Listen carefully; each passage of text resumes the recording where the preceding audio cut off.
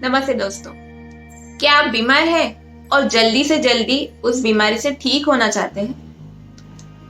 आपको कोई भी बीमारी है, अगर खाने के इन नियमों का आप अगर पालन करते हो तो जल्द से जल्द आप ठीक हो जाओगे। भले ही आप आयुर्वेदिक ट्रीटमेंट ले रहे हो, एलोपैथिक ले रहे हो या होम्योपैथिक ले रहे हो, लेकिन हम सभी लोग खाना खाते हैं। और आयुर्वेद चिकित्सकों के पास जाने से लोग बहुत डरते हैं, क्योंकि वो बताते हैं परहेज, ये मत खाओ, वो मत खाओ, ये छोड़ दो, वो छोड़ दो, इससे अच्छा आयुर्वेदिक डॉक्टर के पास ही मत जाओ। लेकिन आज मैं आपको ये नहीं बताने वाली कि क्या छोड़ना है, क्या ऐड करना है, और जो भी आप खाना खा रहे हैं वो कैसे खाना है। आप जो चाहे वो खा सकते हैं, जितना चाहे खा सकते हैं, लेकिन इन छोटी छोटी बातों का ध्यान रखिए तो आपकी बीमारी से आप जल्दी ठीक हो जाओगे। आपकी गोलियां जल्दी असर करने लगेगी, और अगर आपको कुछ तकलीफ नहीं भी है तो भी आप हमेशा फिट रहोगे। तो क्या है ये नियम? पहला नियम, आपका खाना अच्छे से चबा के खाइए। हम सभी को पता है खाना चबा के खाना है। 32 बार जितने दांत है उतनी बार हमें चबाना है। हाँ, लेकिन गिनते नहीं बैठना है। हमें कैसे पता चलेगा? आपका खाना मुंह में उतना ही बारीक होना चाहिए कि जितना आप पी सके। Drink your food and chew your water, है ना। हमें इतनी अच्छी तरह से चबाना है कि हम हमारा खाना पी सकते हैं। इससे क्या होता है, हमारे मुंह की जो लार रहती है, सलाइवा रहता है, वो उस खाने में अच्छे से मिक्स होता है और फिर वो जाके अच्छे से डाइजेस्ट होता है। क्योंकि हमारा मुंह का जो सलाइवा है वो अल्कलाइन है और पेट का जो मीडियम है वो एसिडिक है। बहुत सारे लोगों को जिनको डाइजेशन रिलेटेड कोई भी प्रॉब्लम है, एसिडिटी है, गैस है, ब्लोटिंग है, कॉन्स्टिपेशन है, वो सारे लोगों का यही प्रॉब्लम रहता है कि वो चबाते नहीं है। इसके लिए एसिडिटी को हरी, वरी एंड करी सिंड्रोम भी बोलते हैं। हरी मतलब जल्दबाजी में खाना। तो हमेशा ध्यान दे के खाना खाइए। आप जो खाना खा रहे हैं उसके ऊपर देखिए, ना कि मोबाइल देखते हुए खा रहे हैं, टीवी देखते हुए खा रहे हैं, बात करते हुए खा रहे हैं। इस वजह से क्या होता है कि हम अच्छे से चबाते नहीं हैं। चबाते नहीं हैं तो क्या होता है, बड़े बड़े निवाले पेट में चले जाते हैं, और पेट में तो दांत है नहीं। वहां पे फिर वो जैसे गटर में कचरा फंसने के बाद कैसे सड़ जाता है, गैस पैदा करता है, वहां पे मच्छर पैदा हो जाता है, वैसे ही वो खाना पेट में जाके डाइजेस्ट नहीं होता है, सड़ने लगता है। उससे ही सारे टॉक्सिन्स पैदा होते हैं और वो जाके बीमारियां पैदा करते हैं। तो फर्स्ट रूल, पहला नियम है, आपको अच्छे से चबा चबा के खाना है। उसके बाद दूसरा नियम है, जब आपको भूख लगती है तभी आपको खाना खाना है। अगर गैस जल रहा है तो मैं उसके ऊपर पतीला रखती हूँ, कितने चावल रखती हूँ तो ही वो अच्छे से पकेंगे। गैस बंद है तो मैंने उसके ऊपर बासमती चावल कितना भी अच्छा रख दिया, वो नहीं पकने वाला, वो कच्चा ही रहेगा और वो हम खा भी नहीं पाएंगे। वही बात है, जब आपको भूख लगी है तभी आपने जो खाना खा लिया तभी वो डाइजेस्ट होगा। बहुत सारे लोग टाइम के हिसाब से खाना खाते हैं। बहुत सारी औरतें क्या करती है, पहले काम खत्म कर लेती हूँ, बाद में टाइम मिलेगा तो खाना खा लूंगी। फिर क्या होता है, आपकी भूख मर जाती है। मर जाती है, और उसके बाद अगर आपको टाइम मिलता है तब आपने कितना भी अच्छा खाना खा लिया, न्यूट्रिशनस फूड ले लिया, सोना चांदी च्यवनप्राश भी ले लिया, तभी भी वो आपको डाइजेस्ट नहीं होगा। वो आपके लिए विष समान है। मैं कितना खाना खाती हूँ उससे अच्छा मैं कैसे खाती हूँ और वो मैं कितना हजम कर पाती हूँ, उसके ऊपर मेरा बॉडी का इम्यूनिटी या फिर मेरा डाइजेशन, मेरी ताकत, मेरा बल डिपेंड है। हम सभी लोग आज अच्छे खानदान से है, अच्छा खाना खा सकते हैं, फिर भी हमें इतनी सारी बीमारियां हैं क्योंकि हमारे पास वक्त नहीं है, टाइम नहीं है खुद के लिए। खुद के लिए 20 मिनट दिन में हम नहीं निकाल सकते कि हम शांति से बैठ के खाना खाएं, अच्छे से चबाएं, या फिर जब हमें भूख लगी है तब हम खाना खा नहीं सकते। तो जिनको प्रॉब्लम है, जो ऑफिस में है, मीटिंग में है, या फिर डॉक्टर्स है, वो कंटिन्यू पेशेंट देख रहे हैं, उनका ठीक है चलो, लेकिन अगर वो घर पे है फिर भी वो ऐसा कर रहे हैं, वो बहुत ही गलत कर रहे हैं, है ना। तो दूसरा नियम है, जब आपको भूख लगी है तब आपको खाना खा लेना चाहिए। तीसरा नियम है पानी का। पानी कब पीना है? पानी खाने से पहले भी नहीं पीना है और खाने के तुरंत बाद भी नहीं पीना है।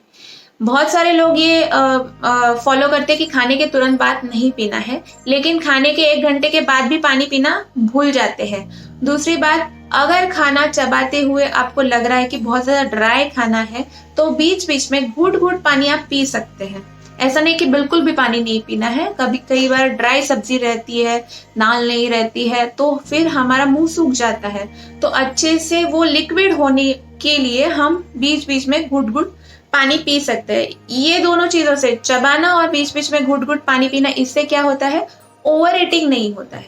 आप देख लोगे 2 रोटी के जगह पे 1 रोटी से ही हमारा पेट भर जाएगा, क्योंकि 20 मिनट होने के बाद पेट अपने दिमाग को सिग्नल दे देता है कि चलो अपनी कैपेसिटी अभी फुल हो गया, मेरा पेट भर गया है। तो 20 मिनट के बाद हम खाना खाना बंद कर लेते हैं। We are totally satisfied. तो भले ही 4 रोटी भी रख दी तो हम नहीं खा सकते।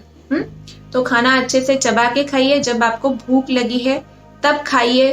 पानी बीच बीच में पी सकते हैं, और जब प्यास लगती है तब पानी पी लेना चाहिए, क्योंकि 70 to 80% our body is made up of water, मतलब पानी से बनी हुई है। हमारा रस है, रक्त है, बाकी सारे जो लिम्फ है ना, वो सारा पानी से ही बनता है। तो पानी हमें चाहिए, लेकिन हर एक व्यक्ति की पानी की मात्रा अलग अलग होती है। सबको ही 5 लीटर पानी नहीं लगेगा। हर एक की प्यास के हिसाब से, उनके रोजाना काम के हिसाब से उनको पानी की मात्रा लगती है। तो जब प्यास लगती है तो डेफिनेटली आप पानी पी लीजिए। और आपका पानी हो सके तो दाल में से, छाछ में, या फलों में से, सलाद में से, ऐसे जाएगा तो ज्यादा अच्छा है। सिर्फ प्लेन वाटर ही आप लेते रहेंगे और फल नहीं खाएंगे या फिर दालें नहीं खाएंगे तो नहीं चलेगा। तो ऐसे भी आपका पानी पेट में जाना चाहिए। ध्यान देके खाइए।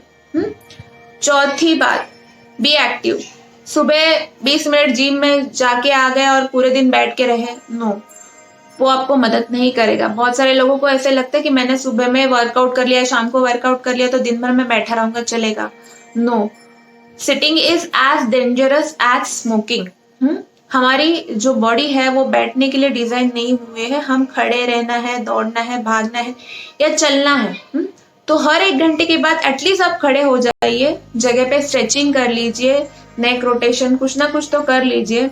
चाहिए तो पानी पीने के लिए थोड़ा टहल के आइए, थोड़ा वॉक कीजिए। हर 1 घंटे के बाद आप उसका अलार्म लगाइए।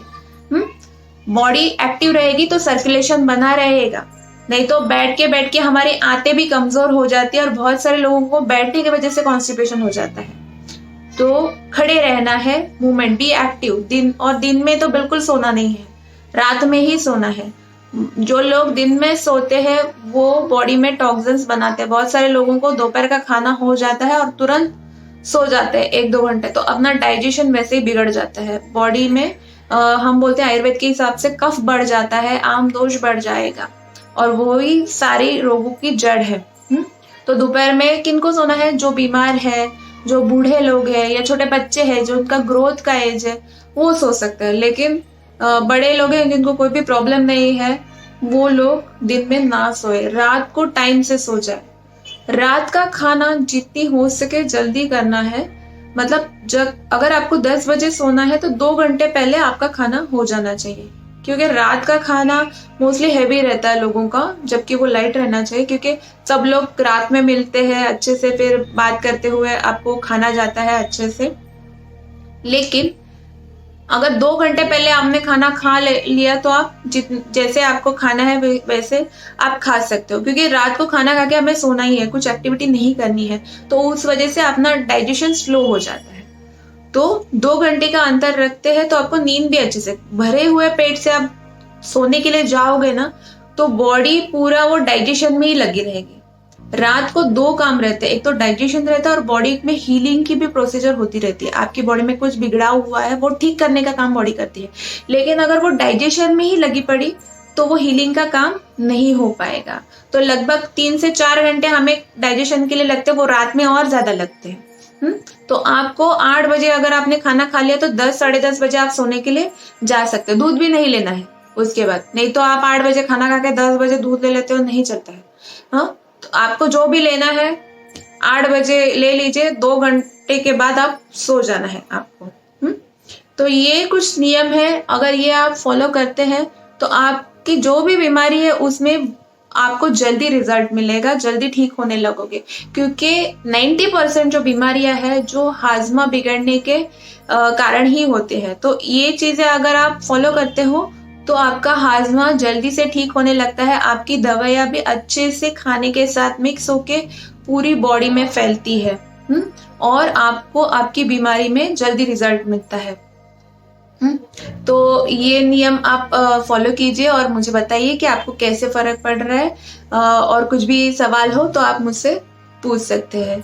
इसके अगले वीडियो में कुछ और ऐसे जो बातें हैं जो आपको बीमार कर सकती है या गलती से आप डेली फॉलो कर रहे हैं और उसके बारे में जानकारी लेंगे। तब तक के लिए ये नियम जो मैंने बताया है वो आप फॉलो कीजिए और आपको कितनी मदद हो रही है वो मुझे बताइए। Thank you.